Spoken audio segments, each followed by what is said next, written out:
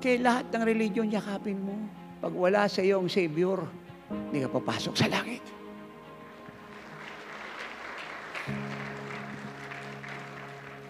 Nung earlier ko, meron po sa akin nagtanong. Sabi niya, bakit si Jesus yung lagi mong pinangangaral? Yan dami reliyon sa buong mundo. Bakit si Jesus pinangangaral mo?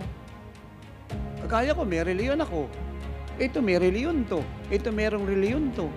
Iba-iba yung reliyon ng mga tao sa buong mundo. Ikaw, puro si Jesus pinangangaral mo. Bakit? Ito po, sagot ko. Ako, naunawaan ko namang lahat kayo may reliyon. Ang buong mundo, kanya-kanyang reliyon. Mga Pilipino, iba't iba reliyon. Bakit si Jesus yung pinapangaral ko? Siya yung tanging Savior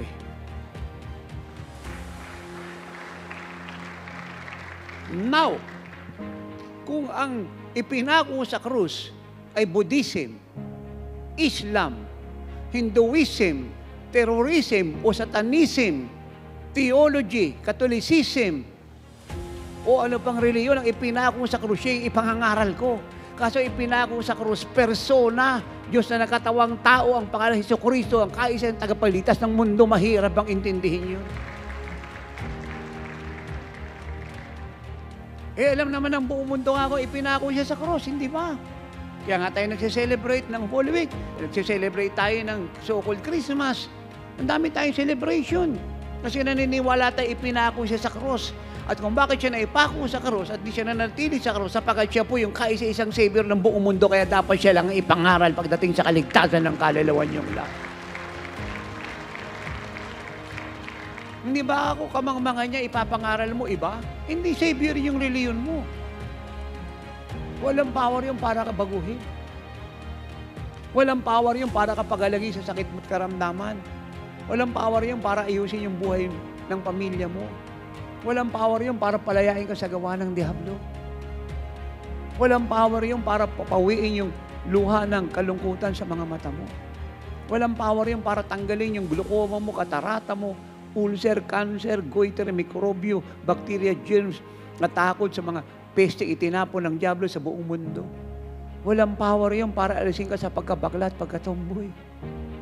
Si Jesus, sobra kapangyarihan. At ang sabi niya, pag pinalaya ka niya, John 8:34-36, tunay nga malaya ka.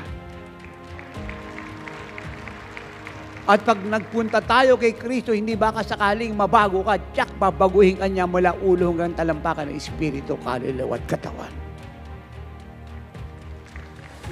At yung problema ng sin, kahit gaano kalalim yan, gagamutin niya yan.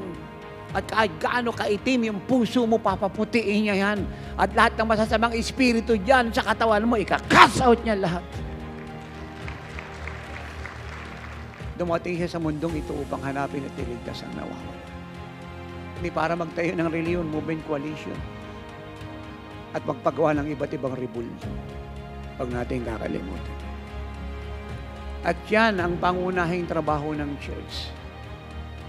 At pagkatapos maligtas ng sinuman, dapat turuan silang maging kagaya ni Jesus. Dahil sino tuturuan mo maging kagaya na kung wala namang nasisave?